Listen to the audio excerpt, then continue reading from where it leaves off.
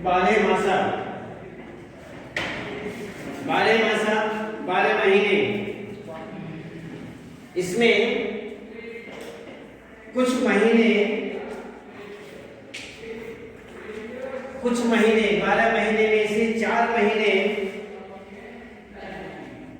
इस तरह के होते हैं कि उनमें सर्दियां बहुत अधिक होती हैं, और उन सर्दियों में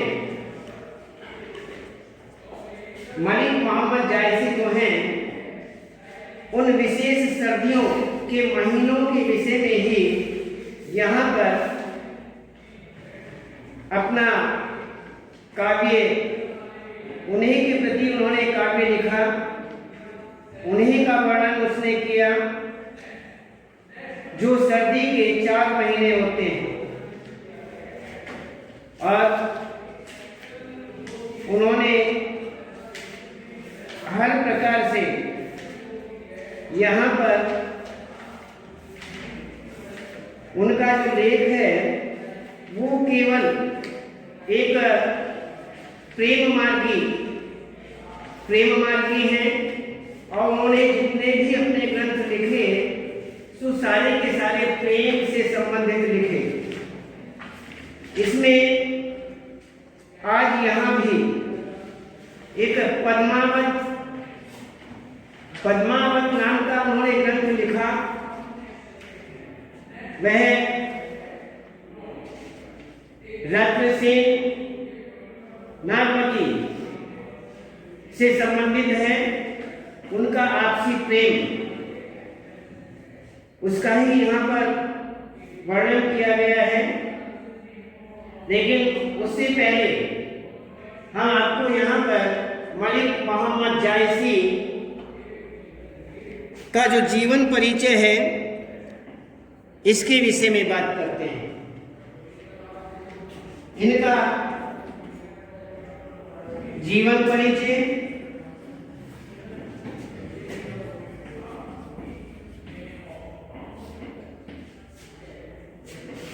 और साहित्यिक परिचय।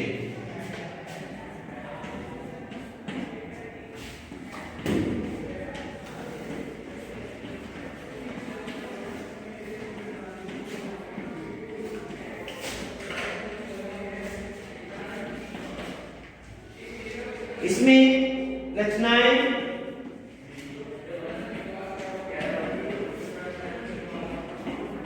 और भाषा शैली,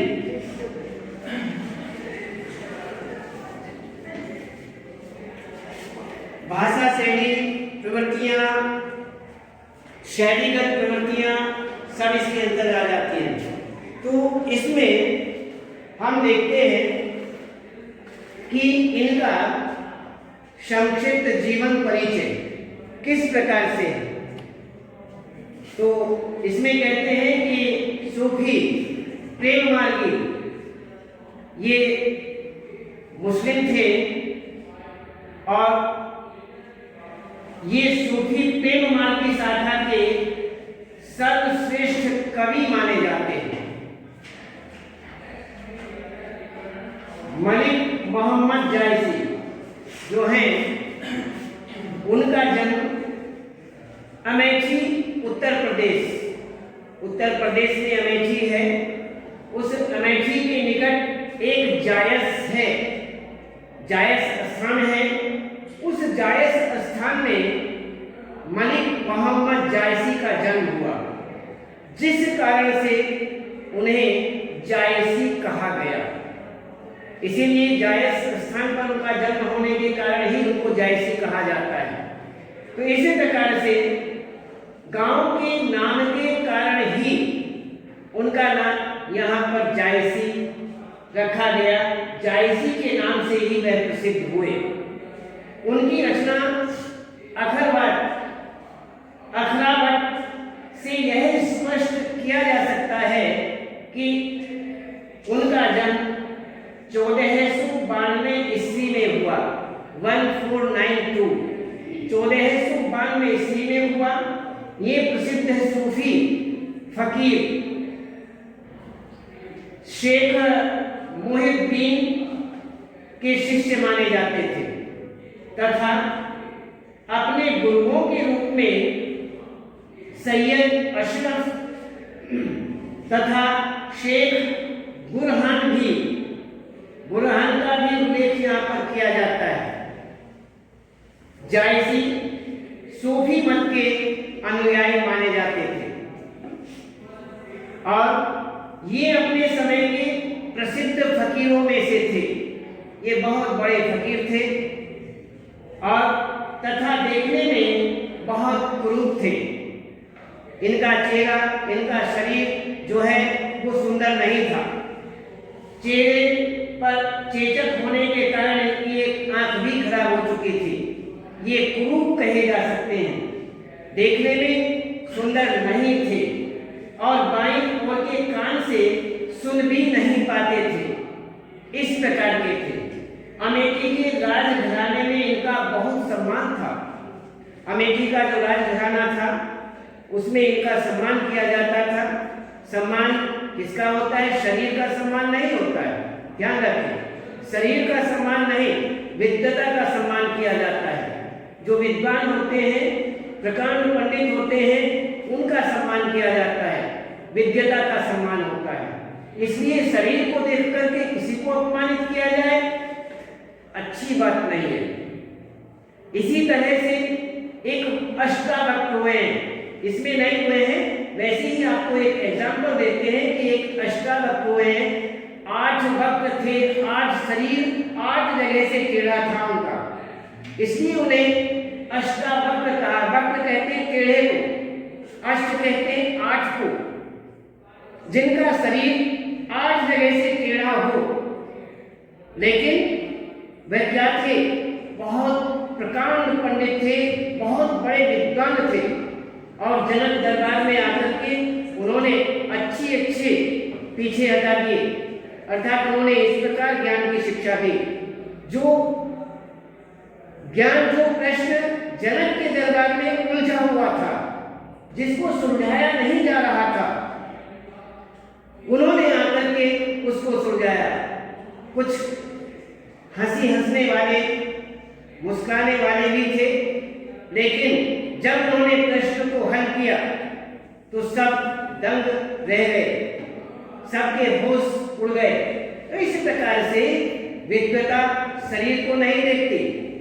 ये नहीं कि मैं बहुत सुंदर है इसलिए बहुत बड़ा विद्वान होगा, नहीं, ऐसी बात गलत है। मैं अष्टावक्र की बात बता रहा आपको, वो है आपको उदाहरण दिया, और एक उदाहरण आपके सामने है, सूफी प्रेम मार्गी मलिक मोहम्मद जायसी। ये एक सूफी फकीर थे जो बहुत विद्वान थे और विद्वता आपके सामने है। आज हम इनके विषय में पढ़ रहे हैं, इससे बड़ी विद्वता और क्या होगी। इनके सारे के सारे जितने पद हैं उन्हें हम आज इतनी अच्छी तरह से पढ़ते हैं, अन्यथा यदि विद्वान न होते तो हम इनके विषय में इनका नाम तक भी नहीं जान पाते। तो ये इस प्रकार यहाँ अमेठी के राज दरबार में इनका बहुत सम्मान किया जाता था और 1542 ईस्वी में 1542 ईस्वी में जायसी का देह अवसान हो गया, अर्थात 1542 में इनका शरीर पूरा हुआ। इस प्रकार इनका ये संक्षिप्त जीवन है। साहित्य के विषय में विचार करें तो जायसी जो है वो भावुक हृदय के कवि थे, सूफी विचारधारा के कवि थे। उनकी रचनाओं में मानवीय संवेदना को स्वाभाविक रूप में रखा गया था। मानवीयता, मानव का जो स्वभाव है, संवेदनाएं हैं, उनको उन्होंने स्वाभाविक रूप से प्रस्तुत किया था।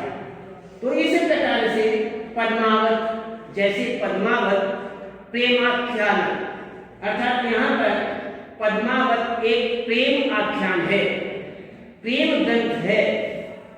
तो प्रेम ग्रंथ अर्थात प्रेम की ही उसमें, प्रेम और प्रेमिका की ही उसमें कथा दी गई है और इस प्रकार से सर्वश्रेष्ठ प्रबंध काव्य माना जाता है। बहुत बड़ा काव्य है पद्मावत, और जिसको पूर्ण रूप से प्रसिद्धि मिली और श्रेष्ठ माना गया, और इसमें मलिक मोहम्मद जायसी जो है वो सबसे ऊपर माने गए।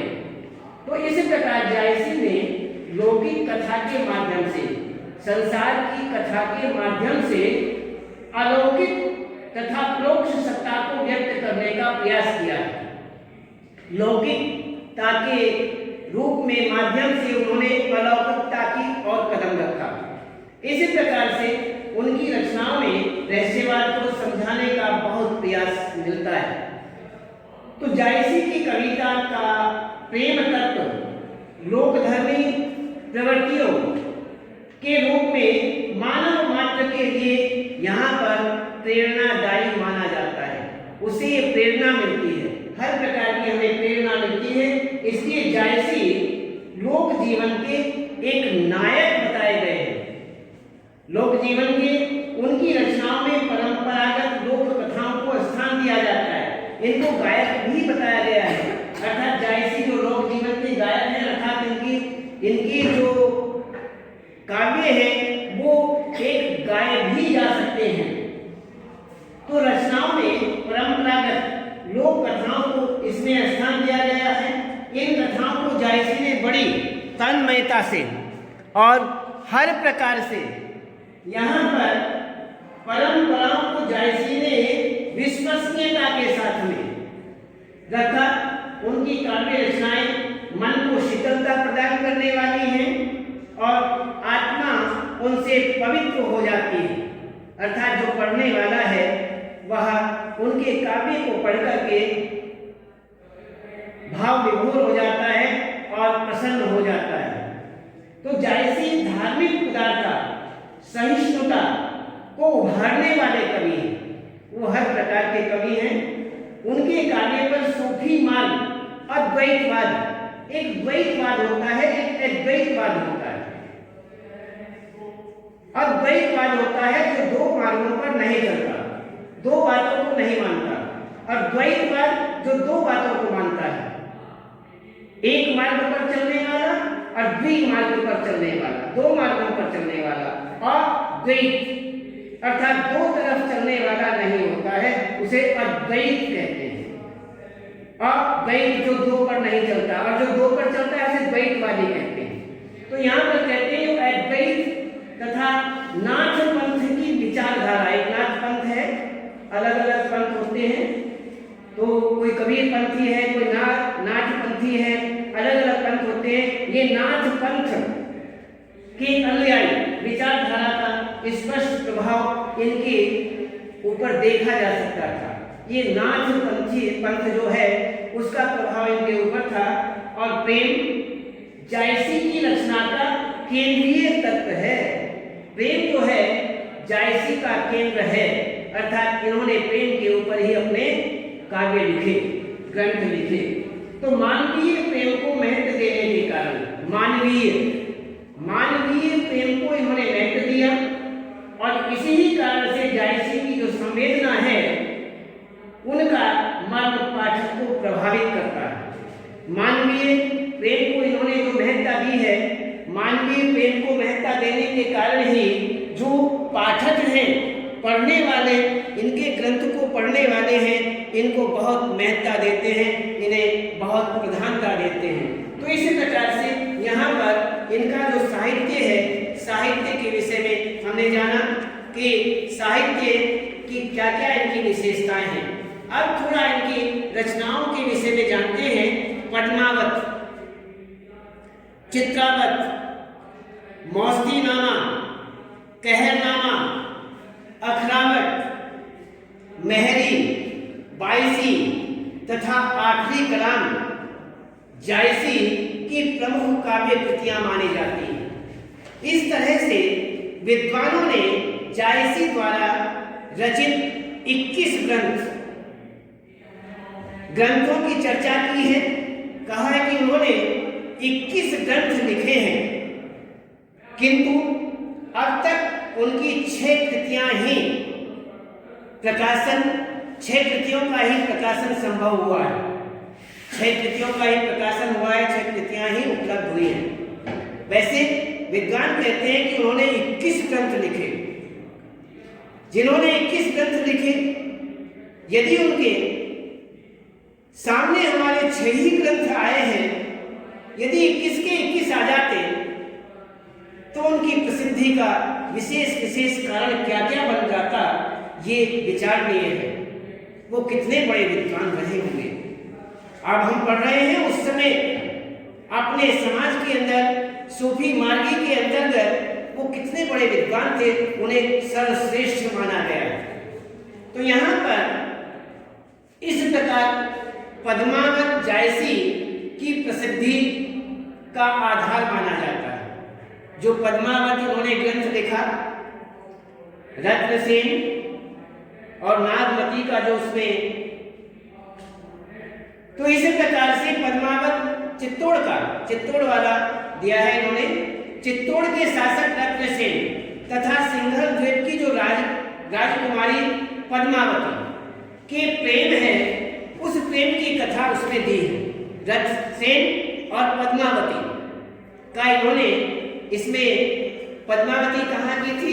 सिंघल द्वीप की। तो और ये कहाँ के थे? सिंघल, जो पद्मावत में चित्तौड़ के जो शासक रत्नसेन और सिंघल देश की द्वीप की राजकुमारी पद्मावती, इन दोनों का इसमें प्रेम दिखाया है। तो यहाँ पर अष्टावक्र में ब्रह्म संबंधी दार्शनिक सिद्धांत भी आते हैं, उनकी समीक्षा भी यहाँ पर मिलती है। जीव, ईश्वर तथा सृष्टि के रहस्य को काव्य के माध्यम से सुलझाने का यहाँ पर पूर्ण प्रयास किया गया है।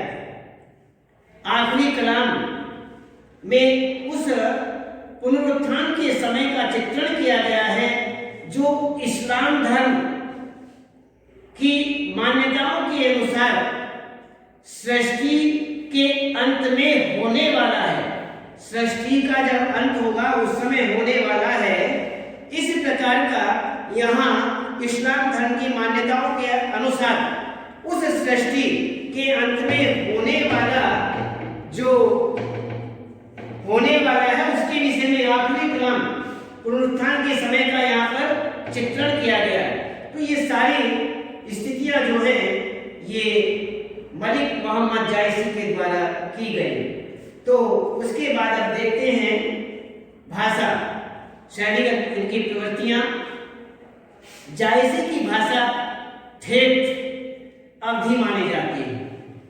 उन्होंने फारसी की शैली में भी रचनाएं की, फारसी में भी रचनाएं की। पद्मावत की कथा सर्गों में मिलती है, अर्थात अध्यायों में मिलती है। इस प्रकार से जैसे दोहा, चौपाई आदि। तो यहाँ पर जायसी की भाषा पर पश्चिमी हिंदी, खड़ी बोली, ब्रजभाषा इत्यादि का प्रभाव जो है विशेष रूप से देखा जा सकता है। उनकी भाषा में क्लिष्टता न होने के कारण प्रभावमयता उसमें बनी रहती है। जायसी की भाषा सहज है तथा बोलचाल की रंगत से भी लिप्त है। इसी प्रकार से जायसी की भाषा में मिठास है, मधुरता है। मुहावरों के सुंदर प्रयोग से इनकी भाषा अधिक जीवंत हो जाती है। अर्थात ऐसा प्रतीत होता है मानो यह कथा जो है, ये भाषा जो है ये इस प्रकार से जीवित है। अर्थात पाठक जो है इसमें हर प्रकार से आनंद प्राप्त करते हैं और वो सहज पढ़ते पढ़ते पाठक कभी इससे निराश नहीं होते हैं। तो इस प्रकार यहाँ पर जायसी के काव्य में अलंकार स्वाभाविक रूप में आ जाते हैं। उन्होंने अलंकारों का भी विशेष रूप से प्रयोग किया। अलंकार थोपे हुए से नहीं लगते हैं, जैसे जबरदस्ती एग्जाम्पल अन्य अलंकारों को थोप दिया, जबरदस्ती प्रयोग कर दिया, नहीं।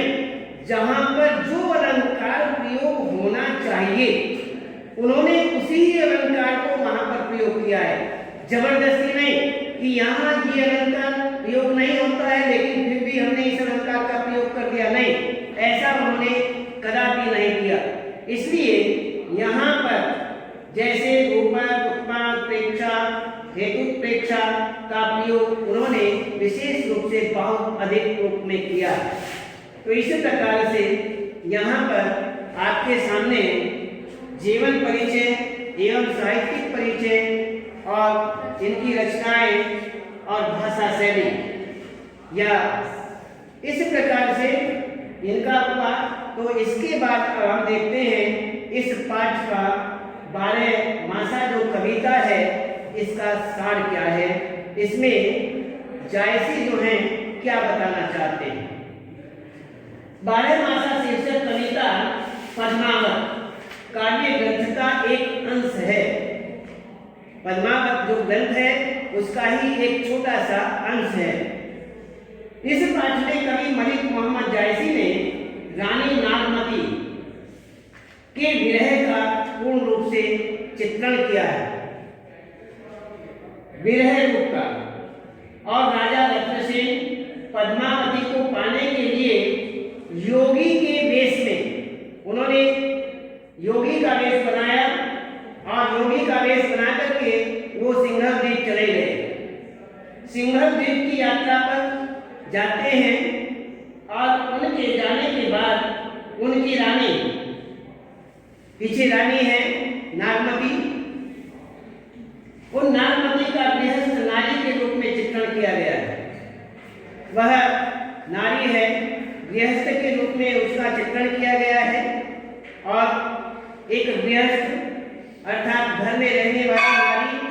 और इस प्रकार से यहाँ पर कवि जो है शीत के, हमने आपको सर्दी की बात बताई थी, इसमें शीत सर्दी के 4 महीने होते हैं।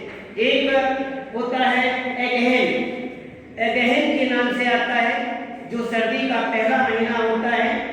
दूसरा महीना पुष के नाम से आता है। तीसरा महीना माघ के नाम से आता है और चौथा महीना फाल्गुन के नाम से आता है। और ये धीरे धीरे जो है इनमें सर्दियां जो है धीरे धीरे बढ़ती रहती है।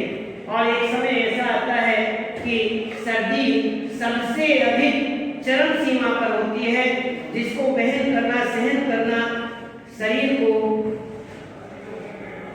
भारी पड़ता है, अर्थात सहन नहीं कर पाते। तो यहाँ पर वही दिया है कि प्रेमिका के बिना, वह प्रेमिका जो है प्रेमी के बिना किस प्रकार से अपने उस सर्दी के समय को वहन कर रही है, यहाँ पर ये वर्णन देते हैं। तो प्रेम लीला इसमें दिखाई गई है। तो इस प्रकार ये जो महीने हैं, इन महीनों में नायिका की जो विरह दशा है उसका अद्वितीय वर्णन किया गया है। ऐसा वर्णन किया गया है जो कहीं नहीं मिलता है, अर्थात दूसरा वर्णन कहीं नहीं प्राप्त होता है। तो इस प्रकार से एक सबसे पहला जो यहाँ पर पद दिया हुआ है उसमें पहले पद में अगहन मास में प्रेमी के वियोग में नायिका जो है विरह की अग्नि में जल रही है। और भोरा जो भ्रमर है, भ्रमर को और कोए को सामने अपनी स्थितियों का वर्णन करते हैं, उन दोनों के सामने अपनी स्थिति का वर्णन करते हैं और वर्णन करके उन्हें एक वाहक के पत्र वाहक के रूप में बनाते हैं। कहते हैं कि हमारी स्थिति जो है उस स्थिति को जाकर के हमारे जो प्रेमी हैं उन्हें बता देना। तो इसी प्रकार यहाँ पर वह पहला पद जो है इसमें उस स्थितियों का वर्णन करते हुए नायक को संदेश भेज रही है जो उनके नायक हैं। तो इसी प्रकार दूसरा है पूष मास में विरहिणी के शीत ऋतु में शरीर के कांपने तथा नायक के वियोग से उसके हृदय के कांपने का सुंदर चित्रण यहाँ किया गया है। और नागमती के विरह की तुलना चकई और चक्का से की गई है। चकई जो है, चकई और चक्का जो है उनको प्राकृतिक एक तरह से प्रकृति की ओर से ही इस प्रकार का कोई अभिशाप मिला हुआ है कि वह रात्रि के समय दोनों इकट्ठे नहीं रह सकते। रात्रि के समय में दोनों अलग अलग बिछुड़ जाते हैं। और प्रातःकाल होते ही दोनों का मिलन हो जाता है। इसलिए रात्रि के समय उनका वियोग श्रृंगार कहा जाता है और प्रातःकाल होते ही वो संयोग स्थिति में आ जाते हैं। श्रृंगार के दो रूप, एक वियोग और एक संयोग। वियोग और संयोग तो दोनों यहाँ पर वही बताए गए हैं कि अपनी तुलना नागमती के विरह की जो तुलना है चटई और चट्टा के विरह से की गई है। तो इसमें तीसरा पद भी इसी प्रकार का दिया है कि नागमती जो है ये माघ महीना आ जाता है और इस माघ महीने में नागमती के आंसू पाले तथा ओले के समान बरस पड़ते हैं। एक पाला पड़ता है जो चारों तरफ ठंड ही ठंड दिखाई देती है। इसी प्रकार से चौथा है फाल्गुन के महीने में नायिका का विरह जो है बहुत अधिक तीव्र स्थिति में पैदा हो जाता है। होली में गाए जाने वाले चांचकी राग से नायिका के हृदय में आनंद का संचार नहीं हो पाता है। कहते हैं वहाँ हर प्रकार का आनंद संगीत गाया जाता है, लेकिन फिर भी वह नायिका जो है, विरही रूपिणी नायिका जो है वो आनंद प्राप्त नहीं कर पाती है, बल्कि वह नायक के विरह से अधिक संतप्त रहती है और दुखी रहती है और आनंद को प्राप्त नहीं कर पाती है। तो इस प्रकार से यहाँ की पाठ जो है, कविता जो है, इस कविता में मलिक मोहम्मद जायसी ने केवल इस प्रेम के विषय में ही यहाँ बखान किया है और इसी का फिर हम आगे पढ़ेंगे। आज केवल यहीं तक।